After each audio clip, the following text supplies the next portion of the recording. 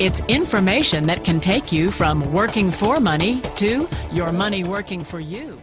Winley with a very good start by Brianna Rollins and Sally Pearson, though, up alongside and past her now, and Sally Pearson moving nicely here, leading at the moment ahead of Queen Harrison. Queen Harrison trying to get there, and Harrison coming through. John Harper Nelson on the line just ahead of Queen Harrison. Sally Pearson lost it over the line. My advice on how to succeed, for me, I think from a young age, it's always been ingrained in me that I have to focus on myself, that I have to believe in myself. I honestly believe that if you have a good support system to pump those things into you day in and day out, I believe that you take it to the line, you take it to classrooms, you take it to just other things that you'll encounter in life. Just believing in yourself and saying that, you know what, I put in the work, and I know that now it's the time to shine. It's time to do and execute everything that we've worked on.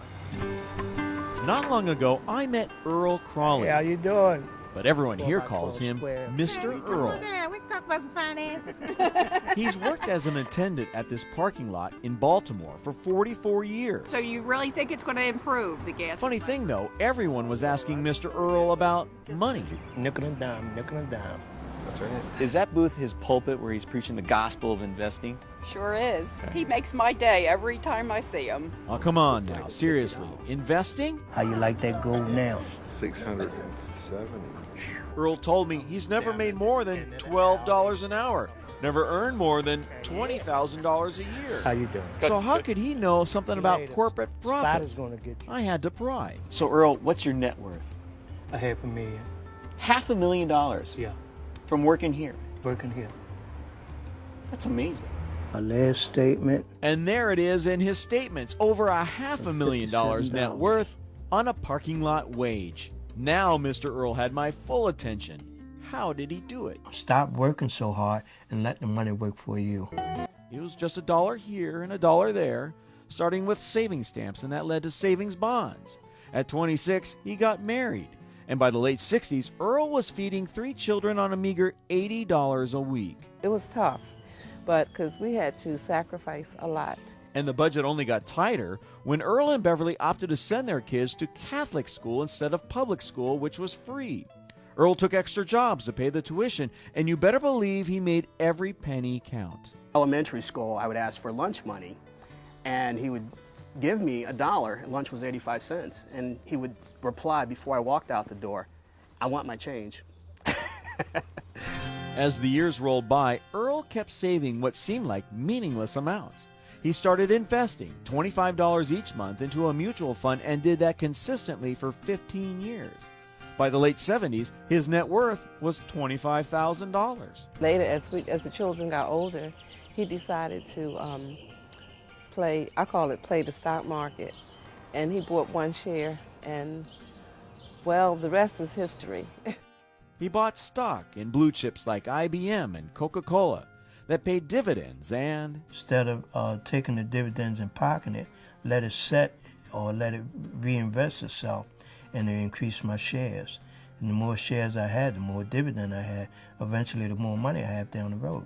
so where did this so-called slow learner learn so much about mutual funds and blue chips and dividend reinvestment plans? We're going to split this year.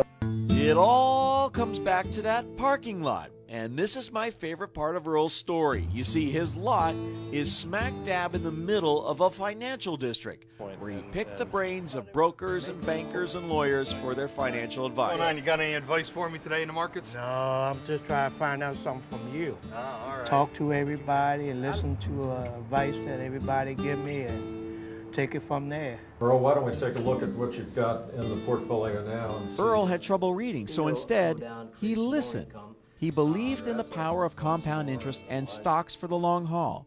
Which brings us back to the present. Today, Earl's stock portfolio alone is worth more than $500,000. And yes, his house is paid for.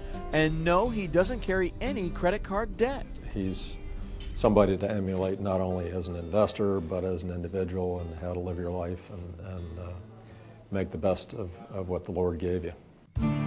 Now, Earl is paying it forward. Here comes Brenda. He's gifting shares from his portfolio to people like Brenda Thomas, who never dreamed they could have enough money to invest. And that was Coca-Cola.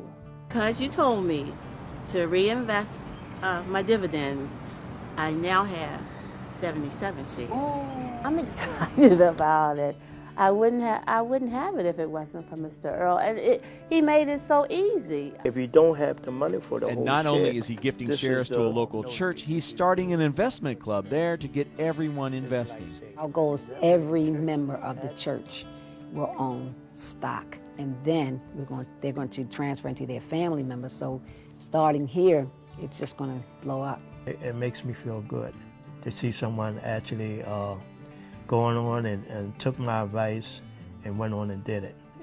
And that's really a good feeling. So from his little green shack, Earl is helping others and preaching the gospel of investments. And at the end of my day with Mr. Earl, he told me his good fortune happened not in spite of, but because of his disability. I always used to say that I must have been the dumbest thing in school or the dumbest thing to couldn't learn, but God gave me the gift to listen and act behind it, and it's one of the best things ever happened to me.